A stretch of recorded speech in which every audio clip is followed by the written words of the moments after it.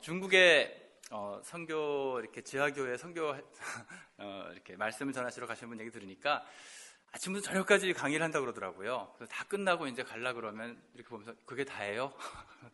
더 없어요? 그러신다는데 여기 30분을 해달라고 그러셔서 제가 그러면 요건만 간단하게 하라는 말씀인 줄 알고 부지런히 가도록 하겠습니다.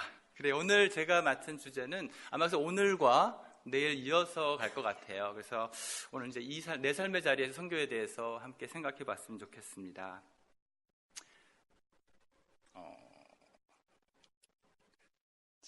됐군요. 그래요. 우리 하나님께서는 선교의 하나님이십니다. 하나님께서 바로 모든 민족을 부르시고 구원하시고 회복하실 뿐 아니라 이 깨어진 피조 세계를 회복하시는 그분은 하나님의 본체시고, 그리고 이 일을 하나님께서 주도하십니다. 그분께서 이 일의 주체가 되시고, 또 이 선교는 하나님의 본체십니다. 그 하나님께서 사실은 이 놀라운 하나님의 선교를 우리에게 위임하셨어요. 여러분 잘 아시는 모든 민족을 제자 삼는 이 일을 우리에게 위임하시면서 그냥 너희만 가라 그러지 않으시고 내가 너희와 세상 끝날까지 이 일을 함께 이루시는 그분이 하나님이십니다.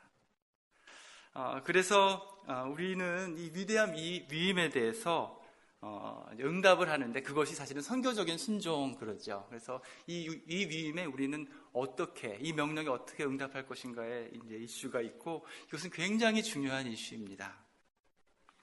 근데 이제 한 가지는 많은 사람들이 이 선교적 순종의 문제를 이렇게 어떤 열심의 문제라고들 많이 생각하시는 것 같아요.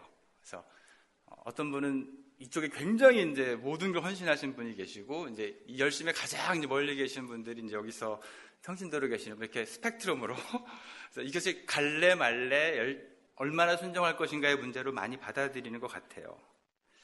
그러나 성경을 가만 보시면 이 하나님의 선교의 응답의 문제가 단순히 열심의 문제가 아니라는 것이 너무 많이 나옵니다. 여러분 단적인 예로 요나 같은 경우 보세요. 요나가 하나님의 명령을 피해서 니느웨로 가지 않고 다시로 간 것이 열심이 없어서가 아니었습니다. 어떤 하나님은 우리의 앞서서 행하시고 이미 하나님께서 그 선교의 길을 열고 가시는데 하나님의 백성들이 이해를 못하는 거예요. 그 니느웨 백성들을 왜 구해야 되는지 이해가 안 되는 거예요. 그래서 도망갔던 것이죠. 하나님이 다시 회복시킨 후에도 끝까지 이해 못합니다. 사실은 그게 목적이었으면 3장에서 끝났어야 되는데 결국 요나서는 끝까지 이해 못하는 장면으로 끝이 납니다.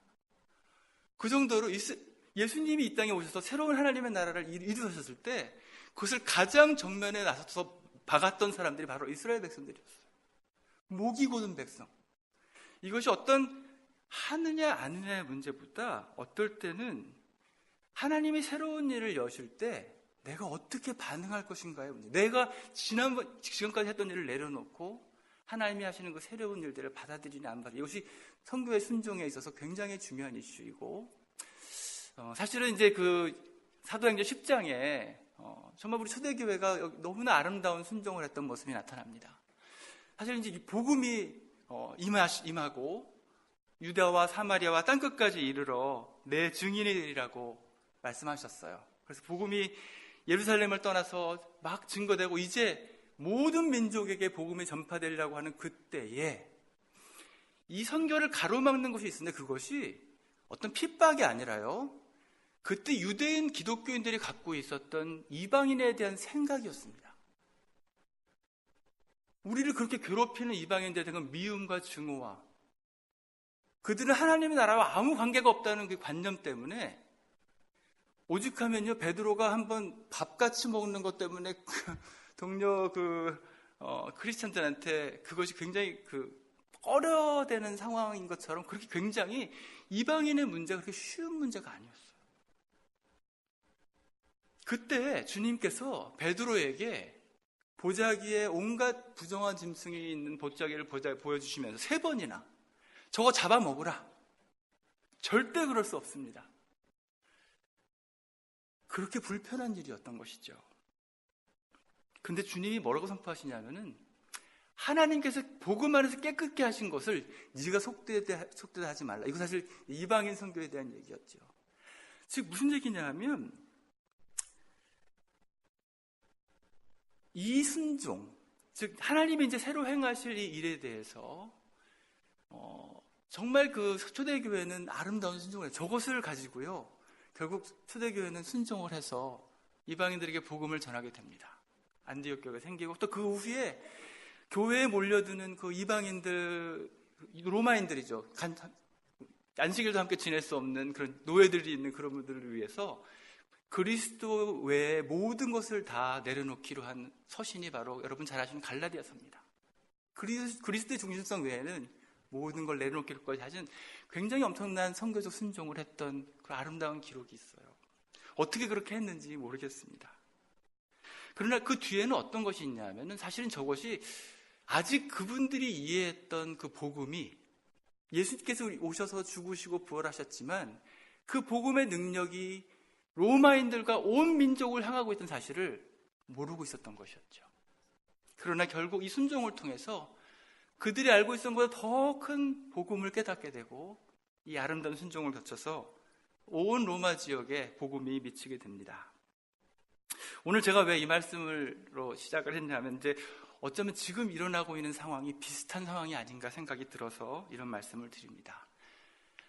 지금 우리가 하고 있는 그런 우리가 이해하고 있는 선교에 대해서 사실은 랄프 윈터라고 하는 정말 탁월하신 신학자예요. 또 선교사이신 분이 너무나 잘 정리를 해 주셨어요.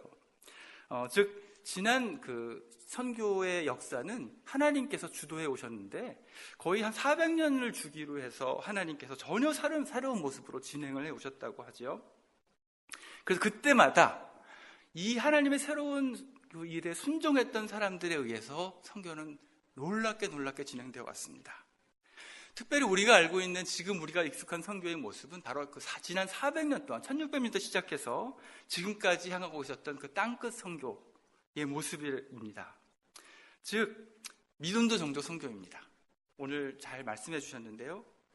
즉 왜냐하면 그동안의 기독교 국가와 기독교인들이 모여 사는 곳과 복음을 한 번도 들어보지 않은 분들이 지역적으로 문화적으로 완전히 격리된 상태에 있었습니다.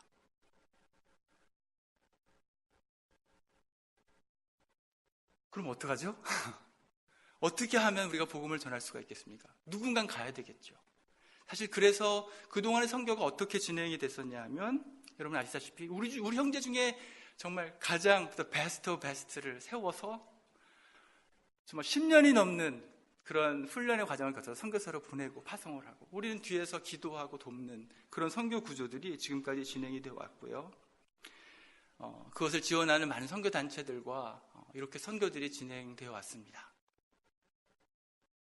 그리고 예수님을 빨리 전해야 되고 구원의 소식을 전해야 되기 때문에 주로 개종과 교회 개척과 또 그것을 위해 자선을 하는 어떤 굉장히 좀 종교적인 모습으로 그렇게 진행되어 왔습니다.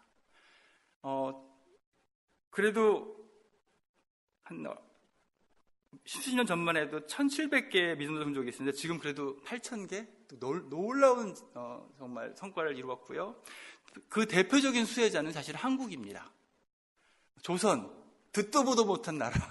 여기 오려면 거의 한 달이 걸려서 도착할지도 모르는 그런 나라를 위해서 그 꽃다운 모든 것을 희생해서 우리나라에 복음을 전하러 오셨던 선교사님들 때문에 우리가 지금 예수 그리스도를 믿고 지금은 우리가 선교사를 파송하는 그런 축복의 나라가 되는 것이었죠. 이 일은 주님께서 시작하신 일이고 또 앞으로도 계속 돼야 되고 계속 될 것이고 계속 돼야 된다고 믿습니다. 그러나 지금 또 400년이 지나는 지금 이 세상은 다시 한번 또 엄청난 속도로 변화되고 있어요. 지금 우리가 이 변화되는 것을 대해서 준비를 해야 된다고 생각합니다. 하나님이 하시는 그 음성을 듣고 새로운 선교적 순종을 해야 되는 그 시대가 지금 오고 있고 오늘과 내일 나눌 내용들이 그런 내용들이 될 것 같습니다. 첫 번째는 민족 대이동입니다. 옛날에는 다 구분되어 있었어요. 믿음도 종족과 우리 믿는 그리스도인이 많은 국가들이. 그러나 지금 이제 도시화 현상이 일어나고 있는데 유엔의 통계에 의하면 벌써 지금 지구 인구의 2분의 1이 도시를 살고 있고 앞으로 수십 년 내에 3분의 1 인구가 도시를 향하여 도시 중심의 삶을 살 것이라고 말씀하고 있습니다. 그리고 이민도 계속 증가합니다. 즉 자기 나라에 더 이상 살지 않는 거예요. 벌써 지난 10년 만에 2배가 증가를 했습니다. 그러면서 결국은 어떤 일이 벌어지냐면 이 세상의 모든 도시를 중심으로 다민족화 현상이 일어나고 있어요. 1,000만 명 이상, 즉 10밀리언 넘는 도시가 옛날 뉴욕 하나밖에 없었거든요. 지금 50개를 넘어가고 있습니다. 미국에 있지 않아요. 그리고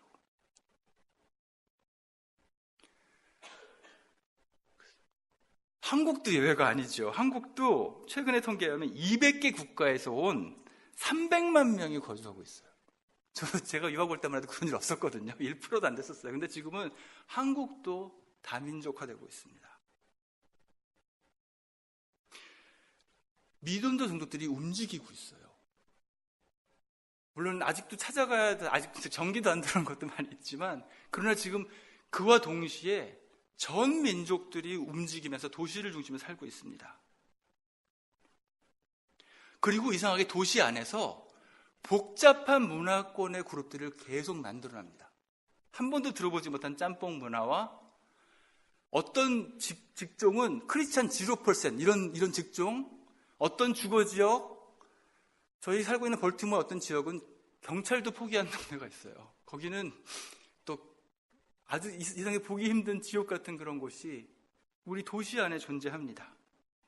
근데 더 중요한 것은 이 배후에 역사하는 거대한 세력의 등장이에요. 저는 그걸 제국의 등장이라고 그러는데 바로 신자본주의 질서의 급속한 확산입니다. 저는 이걸 비즈니스 임파이어, 비즈니스 제국이라고 그래요. 지금 오늘날 비즈니스 제국은 모든 나라와 모든 민족을 다 통폐합시켜버리고 있습니다. 삼성이라는 한 기업의 연간 매출액이 나라 한 10개 합쳐도 당하지 못하는 그런 한 기업의 규모가 나라의 경제를 뛰어넘고 있고요. 그리고 비즈니스가 들어가지 않은 나라는 없습니다. 아무리 오지에도 셀폰들은 있으세요. 제국이라는 뜻은 무슨 뜻이냐면 국가 위에 존재하는 질서입니다. 국가도 통제할 수 없는 그런 질서이죠. 지금 온 세상을 다 통합해가는 이 엄청난 세력이 지금 우리는 잘 인식하고 못해 지난 50년 사이에 급속하게 진행되고 있고요. 바로 우리가 지금 보고 있는 그 도시화 현상의 배후 세력입니다. 다 비즈니스 기회와 교육 기회를 때문에 그렇게 몰리게 되는 것이죠. 저희 처갓집이 토론토에 있는데 지금 갈 때마다 놀래요. 도시가 하나씩 생겨요. 계속 확장합니다. 누가 강제 의주시킨 게 아니에요. 비즈니스 오퍼튜니티를 따라 전 민족들이 중국에서 계속 도시를 만들어가고 있습니다. 근데 이 제국의 더 무서운 거는 도시화 현상뿐이 아니라 사실은 우리의 일상 속을 파고 들어오기 시작합니다. 우리가 눈 뜨자부터 잘 때까지 우리는 비즈니스가 만들어낸 프로덕트들을 소비하며 살아가고 있는데 그러니까 저도 한번 적어봤는데 아침 눈 뜨고 잘 때까지요 계속 소비하며 살아요. 여러분 셀폰들 다 갖고 계시죠? 여러분 계속 소비하면서 사세요. 인터넷을 누를 때마다 저희 집 예를 한번 들어보면 저희 집 뭐 겉에서 보면 행복한 집이죠. 딱 저녁에 어떤 일이 벌어지냐면 다 집에 들어오는데 우리 와이프는 저기서 저기 아이패드 켜놓고 한국 드라마 보면서 설거지하고 있고 우리 아들은 쫙 2층에 올라가서 유튜브 보면서 킥거리고 있고 우리 딸은 자기 방에 들어가서 문자 날리고 있고 몇백 개씩 저는 지하실 내려가서 온라인 MBA 수업하고 있어요. 겉에서 보면 행복한 우리 집이죠. 근데 무슨 일이 일어나고 있습니까? 그 안에서 다 비즈니스를 통한 교환 관계들이 계속 발생하고 있고 이 교환 관계는 지금 전 지구를 덮고 있고 모든 사람의 삶 속에 깊이 들어오고 있습니다. 여러분, 여러분의 삶을 생각해 보세요. 하루에 드라마 얼마나 보시는지. 그러면서 이것이 그냥 우리의 모든 사고들을 채워갈 뿐 아니라 비즈니스가 어떤 문화를 만들어갑니다. 이것은 뭐 직장과 모든 것들을 영향을 줄 뿐 아니라 지금 모든 것을 다 경제적 가치로 환산합니다. 저도 교수지만 옛날엔 교수가 교육자였어요. 지금은 저 비즈니스 해야 돼요. 저도 계속 논문 만들어야 되고 잘 가르쳐서 퍼포먼스를 내리지 않으면 학교에서 남아있을 수가 없습니다. 저만 그런가요? 과학자, 의사, 이상의 모든 직업들이 다 의미가 바뀌고 비즈니스는 계속 직업을 만들어가고 있고 직업의 의미들을 변화시켜가고 있고 우리 애들 그 직업에 보내려고 그렇게 지금 고생하고 있습니다. 현대인들의 사고를 바꿔버렸어요. 그 ROI 마인드셋이라고 들어보셨어요? Return on Investment라고 그래서 모든 걸 다 내가 이거 투자하면 돌아올까? 오늘 여기 오실 때도 아마 그렇게 생각하시는 분 계셨을 거예요. 오늘 내가 1시간 동안 거기 앉아있을 가치가 있나? 내가 저 교회 가서 헌금할 가치가 있나? 내가 저 친구랑 만나서 밥 먹을 가치가 있나? 모든 게 다 인간관계조차도 경제적인 가치로 환산이 됩니다. 무서운 현상이에요. 가시적 성공이 인생의 목적이 되고 이 시대의 종교라고 얘기합니다. 이거 제가 한 말이 아니라 경제학자가 한 말이에요.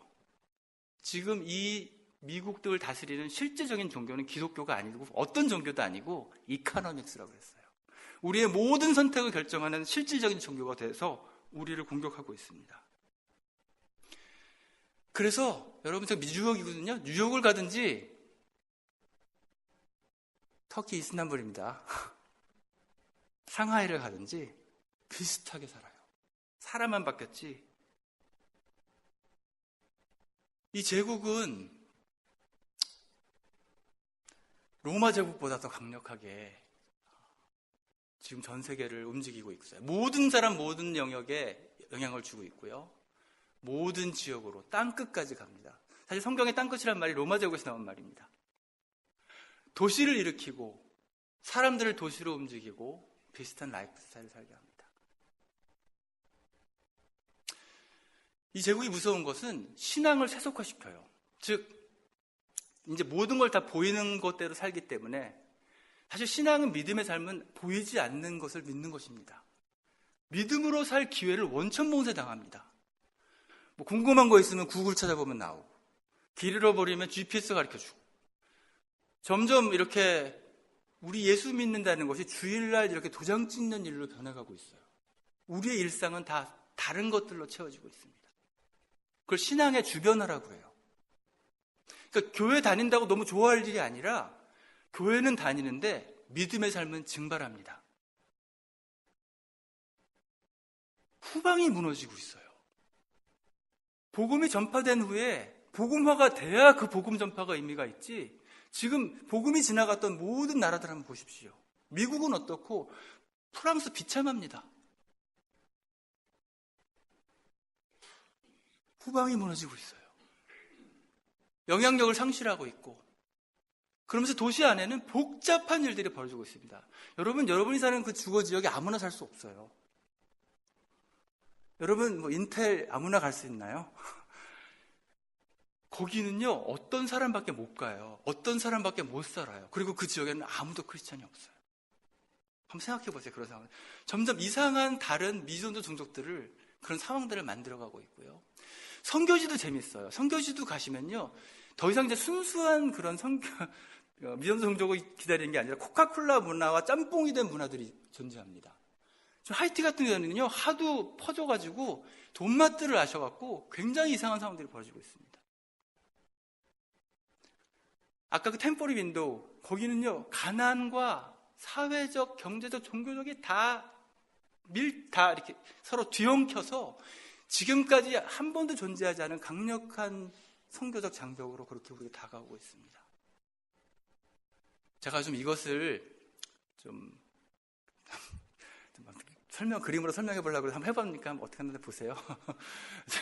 이제 우리 지역이 있는데 이곳이 있고 저쪽 해외 선교지가 있다 그러면 옛날에 과거의 상황은 이쪽에는 어떤 한 민족이 살고 있고 저쪽엔 다른 민족이 꽤 깔끔하게 분리가 돼 있었고 그러다가 이제 우리나라에 복음이 들어왔어요. 주로 이제 교회를 세우고 복음을 전파하고 예수 믿게 하고 훈련하고 전도하고 굉장히 종교적인 영역에 포커스를 뒀죠. 그리고 이제 우리가 바라기에는 이렇게 우리가 열심히 예수를 믿으면 세상 사람들이 다 이제 교회로 들어올 것이다 생각을 한 거죠. 그리고 이제 우리는 열심히 그것을 가지고 또 선교를 해서 새로운 종족에게 복음을 전해서 새로운 교회를 세웁니다. 똑같이 그 일을 합니다. 그래서 생각하기에는 다 좀 이렇게 들어와 주셨으면 하고, 점점 사실은 우리가 바랬던 것은 이렇게 확장되는 것입니다. 그죠? 근데 사실은 지금 어떤 상황이 벌어지고 있냐면 이 두 그룹이 다 섞이기 시작합니다. 여기가 선교지인지 저기가 선교지인지 구분이 안 되는, 특히 많은 도시 상황들이 그래요. 우리가 복음을 전하지만 선교지도 마찬가지예요. 점점 다민족화되어 가고 있고, 중요한 것은 우리의 일상을 뭔가가 지배하기 시작합니다. 아까 말한 이 시대를 지배하는 그 비즈니스라고 하는 강력한 제국이, 그래서 점점 그 제국, 그 영향을 확장해갖고, 우리 그리스도인들이 종교적 영역에 머물러 있는 한 점점 그 활동은 아까 주변화돼요. 그러니까 주일날 성가대하고 이렇게 활동하는 걸로 끝나요. 정말 내가 믿음으로 살아간다는 것 자체가 점점 그 영역들이 없어져가는 그런 지금 모습이라는 것이죠. 잘 했는지 모르겠어요. 죄송합니다. 혹시 못했다면 다음에 더 잘하겠습니다. 자, 그래서 이제 오늘 이런 관점에서 대체 이렇게 변화되는 시점 속에서 대체 하나님의 부르심은 무엇인지 생각하지 않을 수가 없고요. 사실 너무나 놀라운 사실은 지금에 일어나는 이 상황들이 초대교회가 경험했던 그 로마 제국의 상황과 너무나 비슷하다는 것입니다. 당시에 복음이 선포됐던 그때는 중립지역에 선포된 복음이 아니라 다니엘이 예언했던 하나님을 대적하는 제국이 가장 극에 달하는 그때에, 인류 역사의 가장 어두운 그때에 복음이 선포됩니다. 그때 로마가 높은 경제적, 정말 정치적인 이상으로 전 세계를 통합해가고, 로마의 상권과 도로망을 중심으로 모든 민족들을 다민족화시켜서 도시에 살게 하죠. 여러분이 알고 있는 선지자들의 그 이름들이 다 그 도시 이름들 아닙니까? 힘과 권력과 부와 쾌락을 추구하는 그 로마 제국의 그 이상과 라이프 스타일이요, 사실은 이것이 더 무서운 힘입니다. 오직했으면요, 사실은 유대인들뿐 아니라 요한계시록을 보면 교회들도 이 제국의 라이프 스타일 때문에 깊이 흔들리고 있는 것을 알 수 있습니다. 굉장한 영향이었어요. 그러나 이 한가운데 예수님께서 복음을 선포하시죠. 바로 이 제국 한가운데 예수님께서 오셨어요. 아구스트가 영을 내려, 황제죠. 바로 그때 하나님의 나라가 has come, 왔다 하고 복음을 선포하셨고, 이 제국의 사형 틀에 의해서 십자가를 지시고 예수님께서 돌아가셨습니다.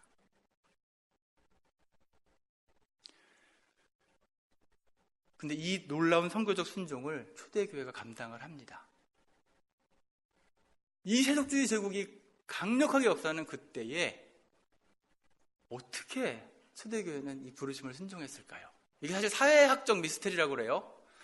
이 제국 속에서 불과 몇백 명이 안 되는 기독교인들이 어떻게 불과 300년 만에 로마 제국을 무너뜨리고 로마 제국의 선교를 성공시킬 수 있을까? 오늘 그걸 중심으로 4가지 코드를 여러분과 나눌 텐데, 오늘 다 안 나누고요. 오늘 2개만 하고 나머지 2개는 내일 또 이어서 하도록 하겠습니다. 하나는 디아스포라, 흩어진 성도들이라는 코드입니다. 여러분 많이 들어보셨죠? 여러분 디아스포라. 2번째는 아로마, 향기. 3번째는 아고라, 시장, 장터. 마지막은 에클레시아, 교회 공동체입니다. 오늘 처음에 2가지만 잠깐 같이 한번 생각해 보도록 하겠습니다. 디아스포라. 질문이 뭐냐면, 이 로마 제국 시대의 선교를 감당했던 사람은 누구입니까? 라는 질문이에요. 선교의 주체가 누구였냐는 것이죠. 누가 어디서 선교를 하였는가? 놀랍게도 이 디아스포라는 말이 이제 베드로 전서 나오는데, 뭐라고 얘기하면 로마 시대에 나오는 도시들을 딱 지역들을 말합니다. 본도, 갈라디아, 갑바도니아. 로마 제국 전 그 어두운 제국의 도시마다 흩어져 있는 그 크리스찬 제자들을 보고 흩어진 나그네, 디아스포라를 그러시면서 바로 이들에게 선교의 명령이 주어집니다. 바로 같은 베드로 전서에 바로 너희가 택하신 족속이고 그 왕 같은 제사장의 역할을 감당할 사람들이 다른 사람이 아니라 디아스포라, 제국 속에 흩어져 있는 그리스도인이라고 해요. 역사를 보면 로마 제국 선교는요, 선교사란 직업도 없었고요, 그런 조직도 없었습니다. 하나님의 백성들이 거의 자생적으로 그 복음의 역동적인 역사로 이루어낸 선교 역사였습니다. 놀라운 일이에요. 이게 어떤 의미가 있냐면, 그 어두운 제국, 그게 노예가 되었건 상전이 되었건, 지금 남편들아, 아내들아, 자녀들아, 아비들아, 종들아, 상전들아 하시면서 그 로마 제국에 의해서 각 흩어져 있는 그들이, 그 하나님의 백성들이 서 있는 그 자리, 도시 자체가 하나님께서 복음 안에서 새로운 선교적인 리얼리티로 부여하시는 거예요. 거기서 복음을 전하는 것입니다. 노예의 자리를 떠나서 선교하라 그런 것이 아니라 각 사람은 부르심을 받은 그대로 지내라.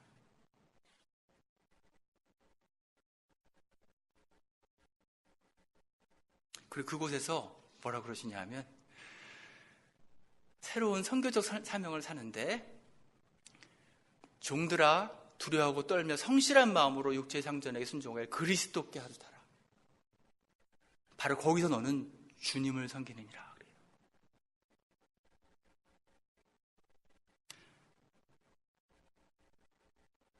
어떻게 보면 정말 하찮은 직업, 어쩌면 너무나 힘든 자리지만, 오늘 복음이 어떤 선포를 하냐면, 이미 하나님께서 너희들을 이 제국 가운데 빛으로 소금으로 이미 그 자리에 보내셨다는 것입니다.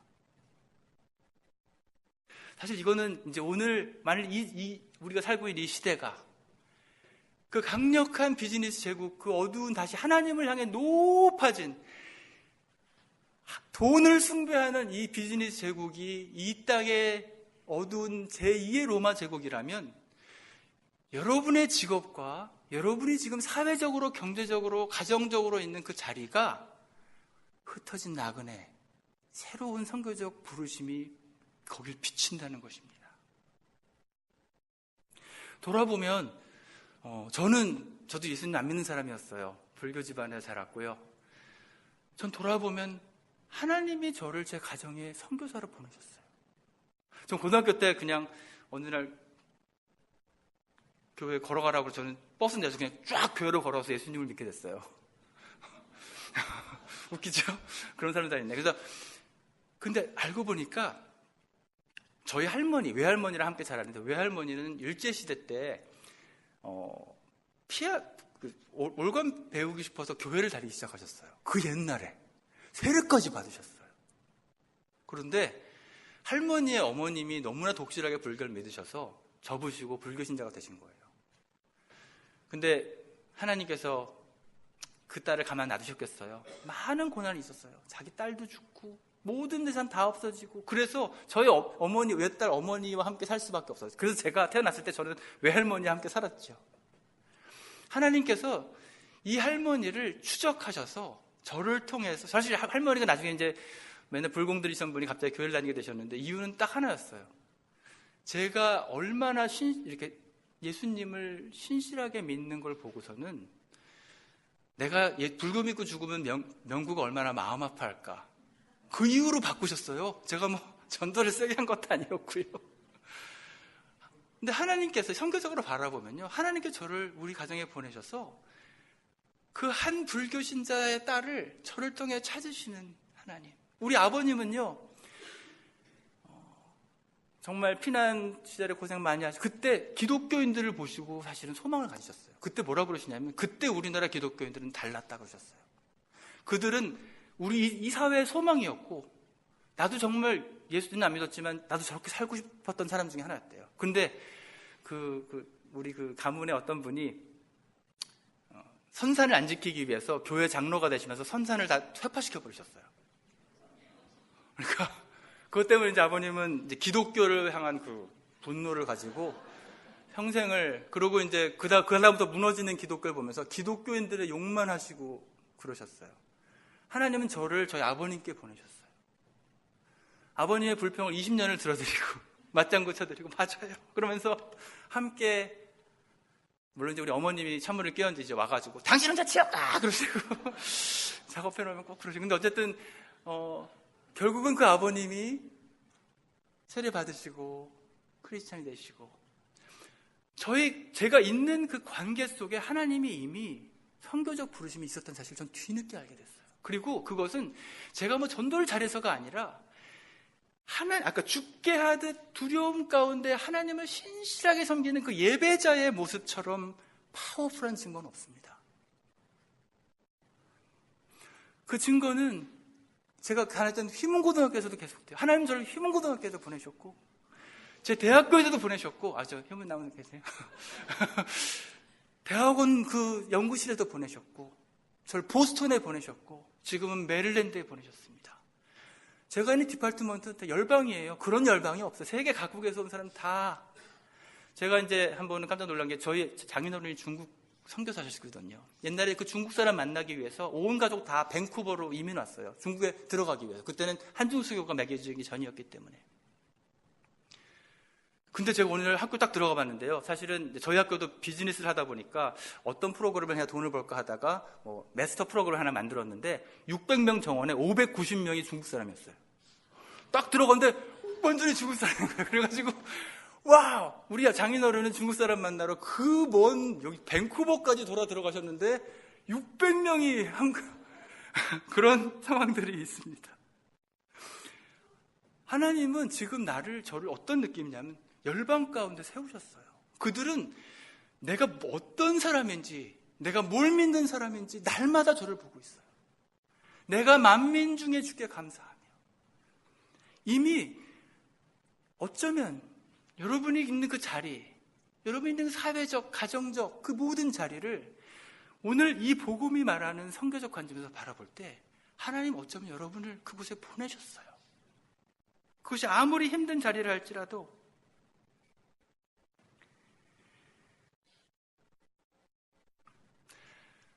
오늘 이 디아스포라라는 단어를 같이 좀 깊이 생각해 보기 바랍니다.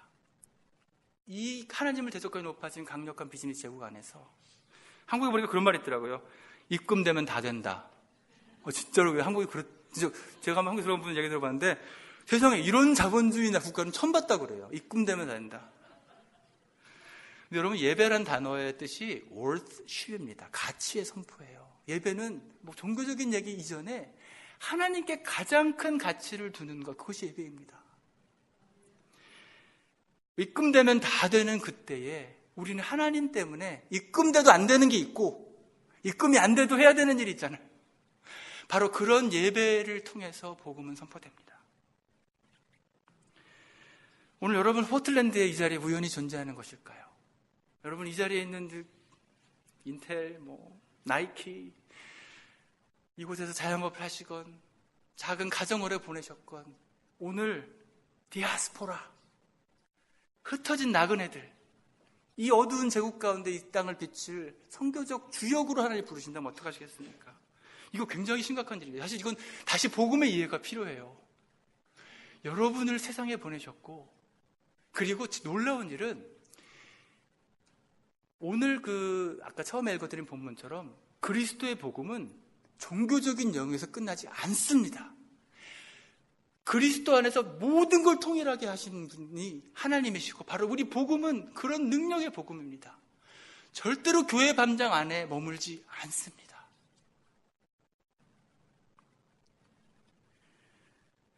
여러분의 삶의 현장, 여러분의 가족, 직장, 여러분의 주거 환경, 여러분 한번 주위에 어떤 분이 사시나 보세요. 저희 동네 장난 아니에요. 진짜 온갖 열방 다 와 있습니다. 여러분은 어떠신가요? 어떻게 관계하고 계신가요? 저 시간 많이 지났나요? 끝났나요? 오케이, 빨리 가겠습니다. 자, 그러면 이제 제가 선교적 순종을 도전합니다. 정말 자신을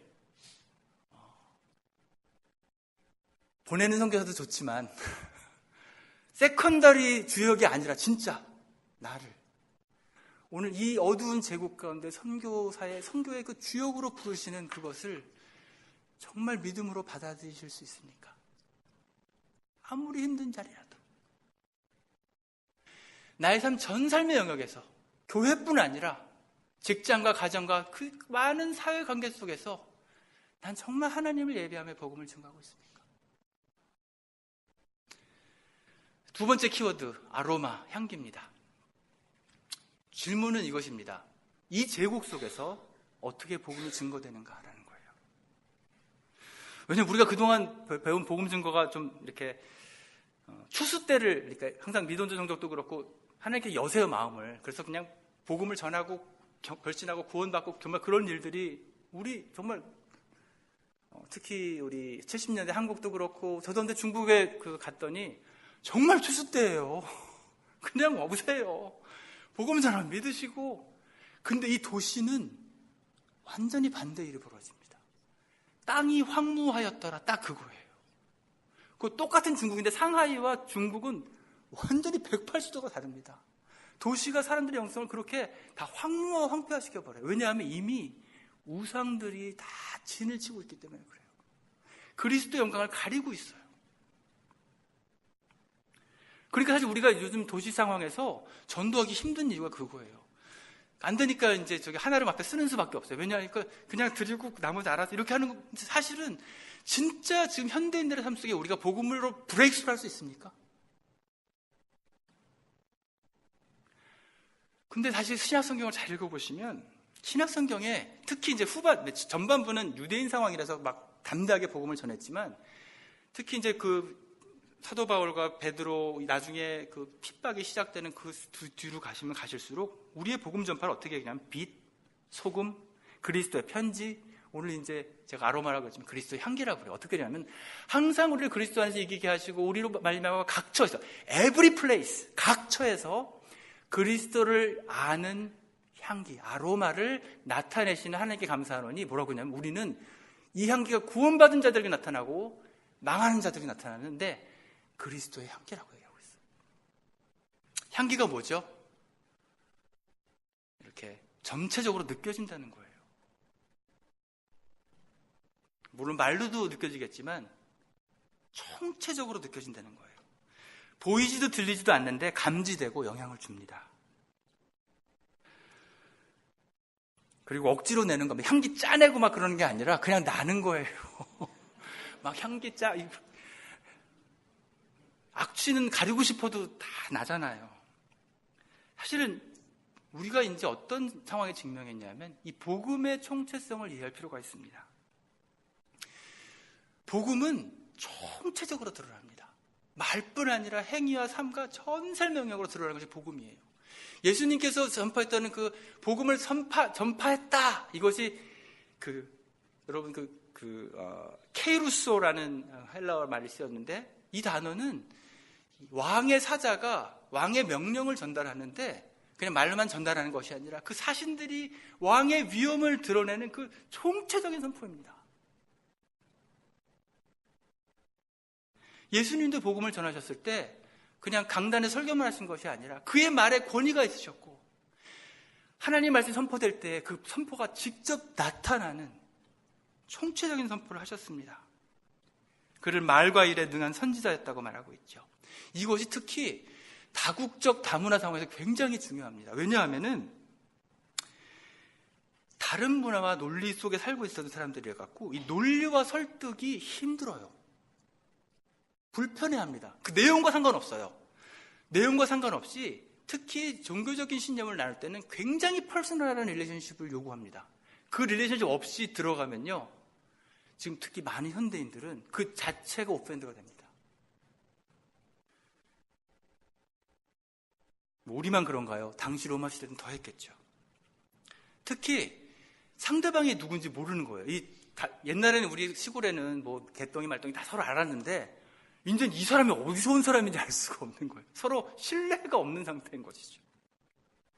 특히 옛날에 그 기독교의 적대적인 그 로마 제국 가운데 순교하고 투옥하고 기독교인들을 비난하는 그때에 말의 영향은 상대적으로 작습니다.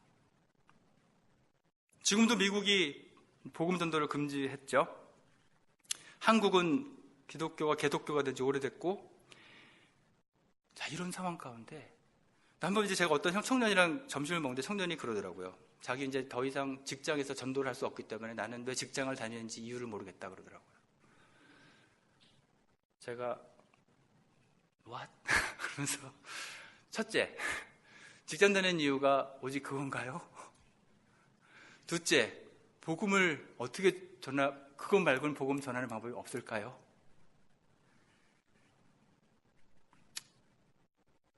오히려 성경은 어떻게 말하냐면, 여러분 너무 잘 아시는 말씀. 너희가 소망에 관한 일을 묻는 자들에게는 대답할 것을 항상 예비하되 온유와 두려움으로 하라. 그 전에 어떤 말이 나오냐면 예수 그리스도를 믿는 사람이 어떻게 살아야 되는지 그 이야기가 너가 두려워하게 하나님을 예배하며 살아가는 그 모습을 보고 너 왜 그렇게 사느라고 소망을 물어볼 때 그때도 그냥 대답하지 말고 온유와 두려움으로 하라고 말하고 있어요. 오직하면 너희 말을 은혜 가운데서 소금으로 맛을 냄과 같이 하라. 대체 얼마나 조심하라 그랬으면 이런 말씀을 쓰셨을까요? 말은 오히려 굉장히 조심하라고 말씀하고 있습니다. 특히 예수님께서는 우리를 증인으로 세우셨죠. 증인, 마르투스. 증언자로 삼으신 게 아니라 증인으로 삼으셨습니다. 실제로 법정에서 말의 증거는 거의 중요하지 않습니다. 네. 빨리 끝내라는 말씀인 줄 알고 빨리 법정에서 가장 중요한 거는 증인의 신뢰성입니다. 신뢰성이 없으면 오히려 그 말 자체가 해가 됩니다.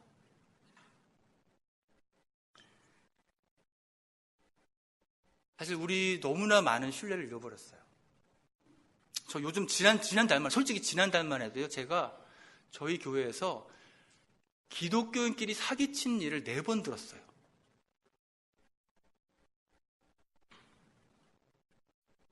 신뢰를 잃었습니다. 그럼 증인으로는 자격이 끝난 것입니다. 아이고, 죄송해요. 제가 빨리 가야 되는데. 구체적으로 우리 향기가 어디서 오냐 하면 제자들의 라이프 스타일로 복음이 증거됩니다. 날마다 일상 영역에서. 여러분, 그 예수님 믿는 사람들 비로소 그리스도인이라고 세상 사람들이 불러줬어요. 집단적으로 라이프 스타일로 구분됐다는 것이에요. 안식일 중심 종교에 열심히 했던 바리새인과도 분리되었고, 돈과 힘과 쾌락을 추구했던 세상 로마인들과 구분되는 독특한 집단으로 불리기 시작했어요. 여러분, 이것이 주기도문에 너무 잘 나와 있어요. 이 주기도문은 제자들의 라이프 스타일입니다. 하나님을 아버지라고 친밀하게 부르며 하나님의 나라가 이 땅에 임하기를 구하는 사람들이에요. 내가 이곳에 천국 가는 것도 중요하지만 그 나라가 이 땅에 오는 거. 그리고 그걸 어디서요? 오늘 날마다 일상 속에서 일용할 양식을 위한 수고 속에서 사람들과의 관계 속에서 시험과 악이 있는 세상 속에서 제자의 삶을 사는 것이죠. 다른 주인을 섬기며 로마 황제가 아닌 다른 통치를 받으며 다른 법을 따르며 다른 가치를 가지고 살아갔던 우리 초대교회 그리스도인들은 결국 그래서 로마 제국과의 충돌을 피할 수가 없었습니다. 현대에서는 어떻게 적용되나요? 제가 이제 끝으로 한 사례를 하고 마치겠습니다. 여러분 많이 들어보셨나요? 티마스 사장님? 들어보셨나요? 이분 사실 그 건축가세요. 근데 이분이 사실 굉장히 저 말씀을 강조하셨는데, 이분이 잘 나가는 건축가셨어요. 근데 어느 날 심장병 때문에 죽을 뻔했어요. 길거리, 고속도로에서. 그래서 이제 죽을 뻔하다가 겨우 심장 수술을 받고 살아나신 다음에, 많은 간증인데 그냥 간단하게 기억합니다. 이분은 그때 다시 가스펠, 복음을 만나고, 이제 남은 삶을 하나님을 살기로 했는데, 많은 사람이 목회자 되라고 했는데 그건 안 하시고, 나의 남은 삶은 이웃을 위해 살겠다고 그러셨어요. 이분은 복음 안에서 하나님 나라의 가치를 발견했는데 그것이 이웃사랑이었어요. 그래서 팀 하스라는 건축회사를 세웠는데 이웃사랑의 가치 위에 건축회사를 세웁니다. 이 회사 미션이 뭔지 아세요? We exist to help those in need. 진짜 회사 미션이 필요한 사람 돕겠다는 거예요. 그리고 진짜로 이 회사는 채용부터 시작해서 미션, 비전, 고객관리, 사원관리, 사회봉사까지 다 이 가치에 근거해서 운영됩니다. 뭐 그런 회사들 많죠? 근데 이제 이분이 뭐라고 그러냐면 이런 얘기를 해요. 여러분, 라이프 스타일이 뭐가 다르냐면요. 라이프 스타일은 뭐냐면 누가 뭘 해도 상관없이 그렇게 사는 거예요. 여러분, 우리 크리스찬들이 복음 전할 때 자꾸 하는 유혹이 뭐냐면 자꾸 작업을 거시려고 그래, 작업을. 예수 믿게 하려고 작업을 거신다니까. 안 하던 일들을 하세요. 아니, 물론 좋은데. 그런데 라이프 스타일이라는 것은 뭐냐면 내가 하나님의 백성이기 때문에 이 사람이 보건 안 보건 나는 이렇게 살 수밖에 없는 거예요. 이 사람한테는 이웃사랑은 존재 이유가 됩니다. 평소에는 안 드러나죠. 이 사람이 어떤 말을 하는지 아세요? 우리는 크리스찬들은 라이프 스타일로 살아간다, 이런 얘기를 해요. 그때 하나님이 일하십니다. 그래요. 어떻게 일하시냐 하면요, 하나님이 그 복음을 드러내는 그 decisive movement로 몰고 가신다는 거예요. 그 일이 이분에게 언제 임했냐면 2009년도에 재정위기가 왔어요. 건축회사 다 엉망됐습니다. 다 망하고 급격한 감원으로 들어갔어요. 왜냐하면 살아남기 위해서. 근데 이분한테 딱 온 것이, 자, 이웃사랑의 넘버원이 종업원들이었거든요. 어떡할 거예요? 회사는 돈을 잃어가는데. 이분이요, 회사 감원을 안 하고 그동안 번 돈을 다 한 명도 감원을 안 쓰기 시작합니다. 이제부터 사실은 진짜 가치가 드러나는 거예요. 결국은 이제 마지막 남은 돈이 이제 없어지는 그 순간에 모든 사원한테 이메일을 보내서 뭐랍니다. 여러분, 저는 이제 더 이상 여러분들을 지킬 수가 없습니다. 저를 위해, 회사를 위해 기도해 주십시오. 기도했겠어요, 안 했겠어요? 뭐 했겠죠. 진짜로 응답하셔서갖고 마이애미 야구 경기장을 하나님께서 따게 하셨어요. 엄청난 프로젝트죠. 그래서 이제 결국은 한 명도 해고 안 하고 잘 갔어요. 그렇게 한번 이것으로 인해서 복음이 한번 그렇게 드러날 뿐 아니라, 더 황당한 일은 개장을 얼마 앞두고 경기장에 금이 가기 시작하는 거예요. 알고 보니까 많은 일들이 벌어졌어요. 이 건축회사의 책임이 아니라 뭐 도시도 와서, 그래서 결국 여러 사람이 인volv돼서 그런 사고가 발생했는데, 많은 경우 이렇게 되면 어떻게 되냐면 서로 수하고 소송 걸고 뭐 몇 년 동안 경기장 열지도 못하고 다 망하게 되는 게 보통의 이제 상식의 패스인데, 그때 그 모든 시의회들 다 모인 그 장일에서 이분이 혼자 쓰셔서 뭐라고 그러냐면 복음에 나오는 말을 하세요. 이런 말을 하세요. 여러분, 우리가 여기서 서로 싸우면 다 죽습니다. 그러나 만일 한 사람이 죽어서, 이거 많이 들어보면 아니에요? 한 사람이 죽어서 우리가 모두 살 수가 있다면 우리 회사가 모든 걸 책임지겠습니다. 그리고 모든 책임을 들어안고요. 그걸 다 책임을 혼자 지셨어요. 근데 보세요. 이분은 이것이 선택이 아니라 필연입니다. 그게 라이프 스타일이에요. 어쩌면 우리가 이제 그리스도인으로서 향기로서 이 세상에 살아가기 위해서 필요한 것은 내가 하나님의 백성이기 때문에 그렇게 사는 거예요. 그때 하나님이 그 신실함 가운데 일하십니다.